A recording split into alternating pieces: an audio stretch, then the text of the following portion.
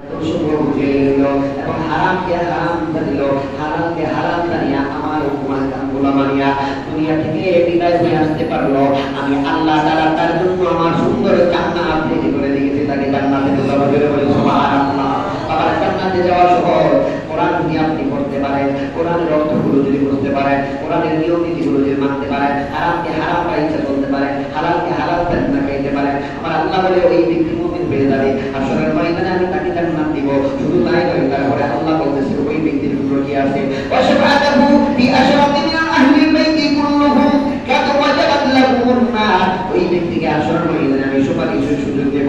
এবং কেমন সুপারিশের সুযোগ দেব?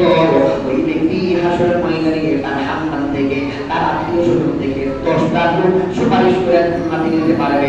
ওই 10টা লোক, এই 10টা লোকের উপর জাহান্নামের আগুন ওয়াজিব হয়ে গেছে। জোরে জোরে বলে সুবহানাল্লাহ।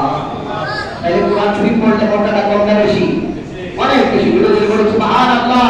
কোরআন শরীফ পড়ে এই হারাম হালাল চিনিয়া জানিয়া যে ব্যক্তি আমল করে ঈমান নিয়ে দুনিয়া থেকে বিদায় হবে, তাকে আল্লাহ জান্নাত দিবে। তার পাশাপাশি তাকে তার খানদান থেকে 10টা নূর তাদের উপর জাহান্নাম ওয়াজিব হয়ে গেছে, তাদেরকে সুপারিশ করে জান্নাতে যাওয়ার সুযোগ করে দেবে। জোরে জোরে বলে সুবহানাল্লাহ। ওয়াল মুমিনুনা মিন ইয়াদখুলুন ফিন-নার, ফামুমিন হবে তারা আদমান কাল জাহান্নামে থাকবে না। ঈমানের জোরে একবার তার শাস্তি যখন শেষ হয়ে যাবে, সে জান্নাতে পুনরায় যেতে পারবে। ওয়াল ঈমানা ওয়া তাসদিকু বিমা জাআ বিহি নবী সাল্লাল্লাহু আলাইহি ওয়াসাল্লাম মিন ইনদিল্লাহি ওয়াল আফরাহু বিহি লিফাদান ওয়াল আমালিহি ওয়াল ইকমাল। দুনিয়ার মানুষে যদি ইমানদার পাকাপোক্ত হইতে চাও, আল্লাহর নবী আল্লাহর তরফ থেকে যা কিছু আছে অনুসরণ করো, তাহলে তুমি পাকাপোক্ত ইমানদার এবং মুমিনের খাতায় নিজের নামটা লেখা দিতে পারবে। জোরে জোরে বলি সুবহানাল্লাহ। ওয়াল আমানু তাদাইয়াতুহু বিনাফসিহি ওয়াল ঈমান। দুনিয়াতে ঈমান কখনো কমে না এবং বাড়েও না। আমল কমতি হয়, বাড়তি হয়। আপনি যদি বেশি আমল করেন, আমল কমে যাবে আর বেড়ে যাবে। আর যদি আমল কম করেন, তাহলে আমল আপনার আমল নামে আমল কম হবে। আর ঈমান হলো এমন একটা বস্তু, যে ঈমান একবার আনলে তার পাকাপোক্ত থাকার জন্য ঈমান কমেও না আর বাড়েও না। ঈমান মজবুত থাকতে হয়।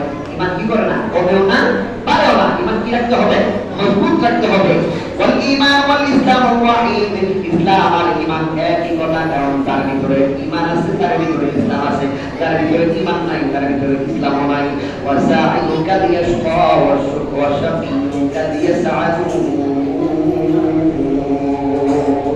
অনেক নেককার লোক কখন যখন নেককার হয়ে যাবে, তার উপর থেকে আল্লাহর সকল আযাব উঠে যাবে, আল্লাহর তরফ থেকে তার উপর রহমত আসবে। সে যখন নেককার হয়ে যাবে, আল্লাহ তাআলা ওই বদকারকে বদলায়া নেককার বানিয়ে দিতে পারে। কিন্তু নেককার আল্লাহ কখনো বদকার বানায় না, কারণ নেককারকে আমার আল্লাহ তাআলা পছন্দ করে, কবুল করে আনেন। জোরে জোরে বলে সুবহানাল্লাহ।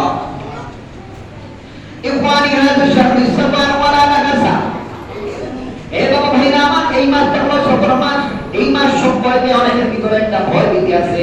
এই মাসটা কোথায় মাস, এই মাসটা খারাপ মাস, এই মাসে খারাপ কিছু হয়, এই ধরনের ধারণা তাদের ভিতরে আছে। আল্লাহ বলতেছেন ওয়াল আশহারু আইয়ামুল্লাহু লিল্লাহ তাআলা ওয়ালা ফাআযাহা। কেননা দিন রাত মাস সব কিছু কে বানাইছে?